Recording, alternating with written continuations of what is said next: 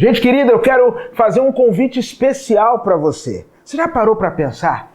E se a pandemia chegar no seu bolso? Como é que as coisas vão ficar? Hoje nós teremos aqui no Papo de Primeira uma conversa mais do que especial sobre o tema economia em tempos de pandemia.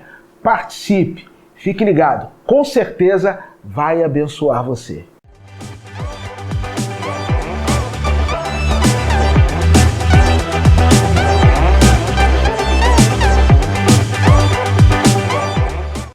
Olá, nós estamos hoje chegando com mais um Papo de Primeira, que é o nosso encontro semanal de entrevista, onde recebemos pessoas daqui da nossa comunidade, trazendo sempre uma palavra de informação, uma palavra que pode ser útil para você, para a sua vida, e de maneira muito especial nesses tempos em que estamos enfrentando a pandemia. E hoje nós estamos recebendo aqui o Lierte, que já é muito conhecido da nossa comunidade, já é muito conhecido, você que nos acompanha tanto no YouTube quanto pelas redes sociais, mas eu sei que sempre tem alguma coisa a mais para a gente conhecer. Por isso, Lierte, eu queria que você se apresentasse para a gente. Eu acho que não deve ter muito mistério. O principal, todo mundo já sabe, que eu sou o esposo da Tatiane, o pai do Felipe e o pai da Júlia, né? E nós estamos vivendo aqui nessa comunidade de fé desde 2017, quando viemos morar em Maceió, e tem sido uma experiência fantástica para nós, tem sido uma honra, né, fazer parte dessa comunidade aqui. Diretamente da Bahia, com uma escala em Aracaju. E chegada em Maceió. No seu dia a dia, você trabalha na área financeira, no mercado financeiro. Eu queria que você falasse um pouco para a gente como é esse seu dia a dia, como é que isso tudo começou na sua história, sua formação. Pastor, eu tenho uma formação acadêmica em gestão financeira e atuo nesse mercado há 16 anos. Né? Não foi o meu primeiro, a minha primeira atividade, mas se você fizer uma conta do meu tempo de vida com o que eu tenho exercido até agora, eu posso dizer que a minha atividade principal é o mercado financeiro. Né? Atuei aí em grandes instituições desse país, pertenci ao quadro da maior instituição financeira privada do país e hoje faço parte aí de outra grande instituição também. Então, a minha carreira sempre foi pautada nesse universo aí. Uma das coisas que a gente tem ouvido muito falar, né, nesse momento aí de pandemia, do coronavírus, é sobre a possibilidade de nós vivermos não só um colapso de saúde, mas também um colapso financeiro. E você que está dentro de uma instituição financeira,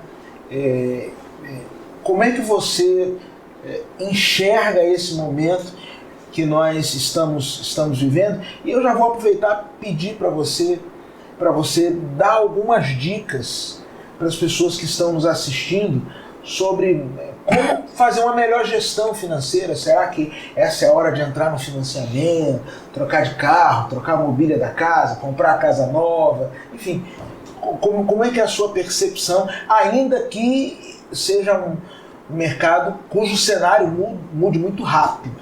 Mas como é que você enxerga? Exatamente, existe nesse mercado um termo chamado volatilidade, né? Que é essa capacidade dele se transformar rapidamente. E a gente tem vivido o que o senhor falou. Nós estamos vivendo o que tem se dito aí como uma primeira onda, que é esse impacto na saúde, e espera-se uma segunda onda, que é o impacto na vida financeira das pessoas, né? Dentro dessa segunda onda que é prevista aí, hoje tudo é especulação. Nós temos de um lado o governo tentando fazer o seu papel, incentivando, segurando um pouco as grandes indústrias, fomentando um pouco as pequenas, concedendo empréstimo para o pagamento de folha, trabalhando muito a questão de não se demitir funcionários, mas a gente não sabe, infelizmente, até que ponto essas ações do governo vão ser efetivamente bem-sucedidas e vão ter, de fato, também uma percepção no dia a dia das pessoas, de fato, o emprego ser preservado e a renda, por consequência do emprego, também ser preservada, né? Então, a gente vive hoje um cenário muito ainda incerto.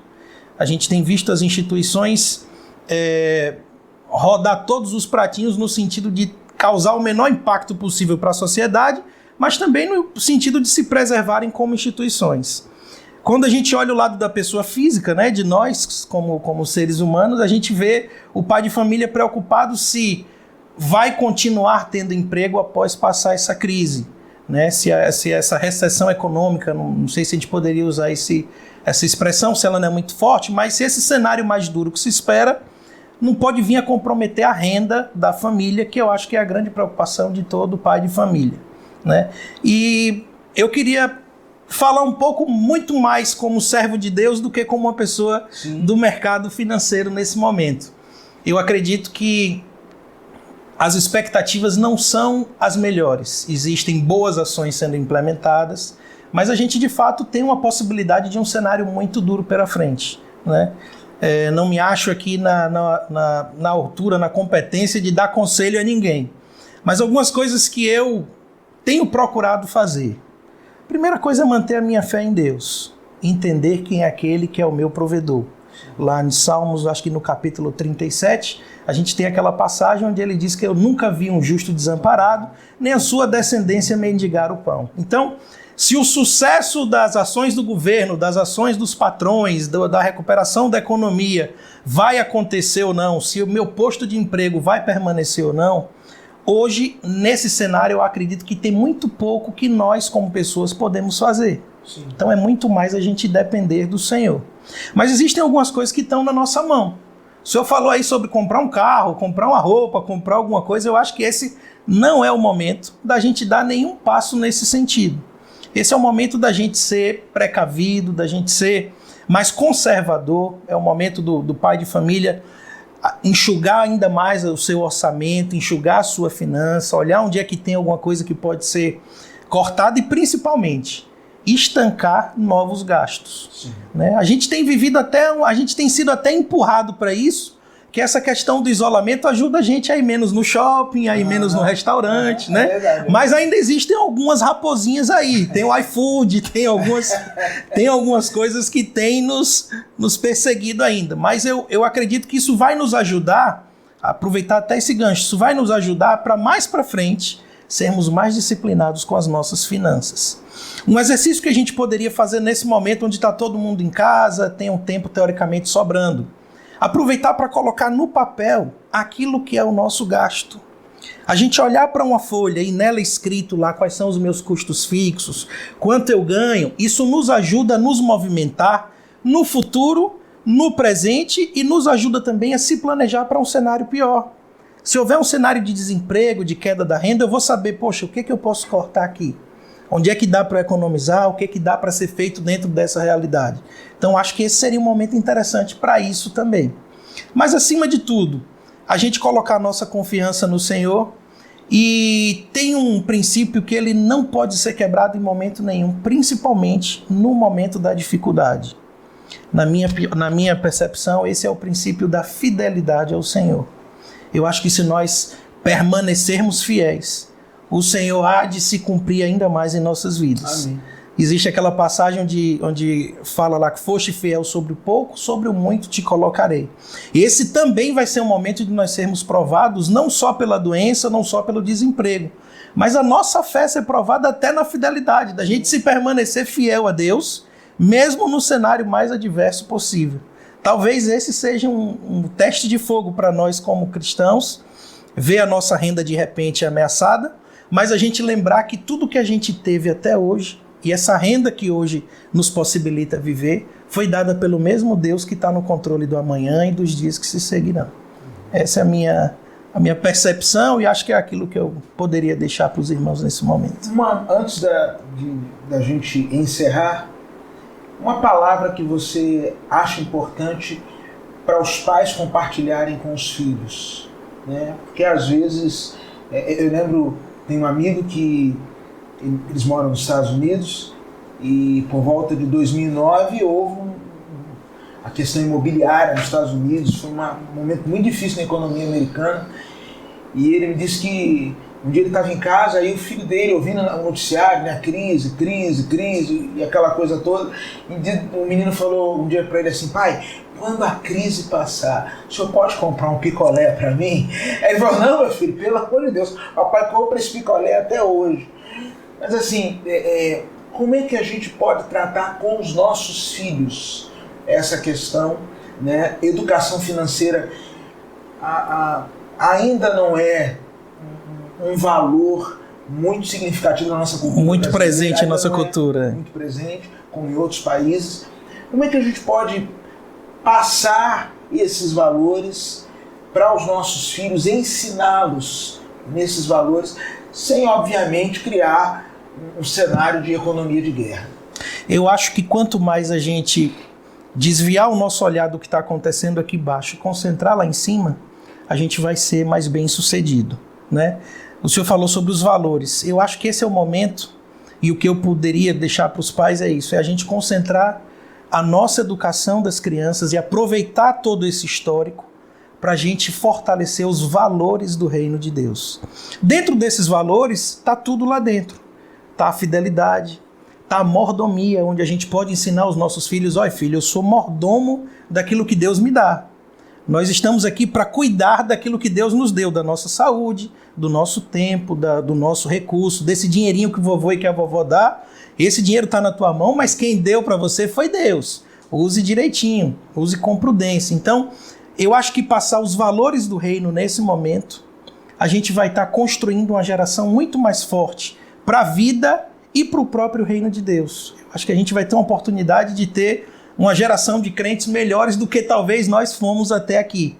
E melhores em todos os sentidos, entendendo os valores do reino e aplicando na vida, entendendo a mordomia, a fidelidade, o compromisso, sendo crentes e trabalhando como orienta a Bíblia, fazendo como se fosse para o Senhor. A gente tem visto nesse momento até o mau exemplo de alguns irmãos que vinham conduzindo o trabalho de forma às vezes desleixada, às vezes não era aquele funcionário que estava fazendo como se estivesse fazendo para o Senhor. Faltava um pouco do brilho nos olhos, do amor pelo que estava fazendo, do respeito pela instituição que trabalhava, da gratidão pelo salário que chegava. E o momento onde a gente vê isso ameaçado, a gente começa a dar valor a essas coisas. Então talvez a gente não precisasse ter passado por isso, mas se estamos passando, é uma boa oportunidade para a gente rever esses valores e passar eles de uma forma bem adequada para os nossos filhos também. É verdade. Queria agradecer a você por ter tirado esse tempo para participar aqui do nosso Papo de Primeira e quero convidar você a nos acompanhar. Você que ainda não se inscreveu no nosso canal, se inscreva no canal, ative as notificações. Toda semana chegando algo de especial, um conteúdo que vai edificar a sua vida. Nós vamos orar. Eu queria que você orasse pedindo a Deus pela vida financeira, né, de cada pessoa que nos acompanha nessa hora, pedindo que a boa mão do Senhor, esse Senhor que é o nosso provedor, esteja a conduzir o passo a passo de cada um. Amém. Oremos. Senhor Deus, nós nesse momento entramos em Tua presença, Senhor. Queremos fazer isso com o nosso coração, transbordando de alegria, transbordando de gratidão, por tudo aquilo que o Senhor é e por tudo aquilo que o Senhor tem feito em nossas vidas, Pai. Nós te agradecemos, Deus, porque o Senhor não tem permitido que o pão falte sobre a nossa mesa, o Senhor não tem permitido que a enfermidade chegue, o Senhor tem sido nosso protetor, Senhor. Te agradecemos também porque quando circunstâncias adversas chegam, o Senhor continua sendo conosco, Senhor. Queremos nesse momento te pedir, Deus, e suplicar a Tua misericórdia sobre a vida da nossa nação, sobre a vida do mundo, que tem sido assolada por essa enfermidade, Senhor. Te pedimos também, Deus, porque os nossos corações e os nossos olhos às vezes ficam ansiosos com tudo que pode se desdobrar disso, Senhor. Consequências financeiras na vida econômica e que podem ameaçar, Deus, aquilo que nós entendemos como sendo as coisas mais básicas e mais essenciais, Senhor. Mas eu quero te pedir que o Senhor traga, Deus, ao meu coração, ao coração de cada irmão que está ouvindo essa palavra, o que tem na Tua palavra lá em Êxodo 23, 25, de que se nós servirmos ao Senhor, nosso Deus, Ele abençoaria o nosso pão e a nossa água e tiraria do nosso meio todas as enfermidades. Nos ajuda, Deus, a trazer à memória, Deus, as promessas preciosas que tem na Tua palavra e, acima de tudo, a termos a consciência de que o Senhor é um Deus fiel, é um Deus que cumpre cada uma das Tuas promessas, Senhor. Amém. A Tua palavra diz que o Senhor não é homem para que minta, nem filho de homem para que se arrependa. E que o Senhor é fiel em cumprir aquilo que diz. É nessa esperança, Senhor, que nós choramos e que nós apresentamos a vida de cada servo teu. No nome precioso de Cristo Jesus. Amém. Amém.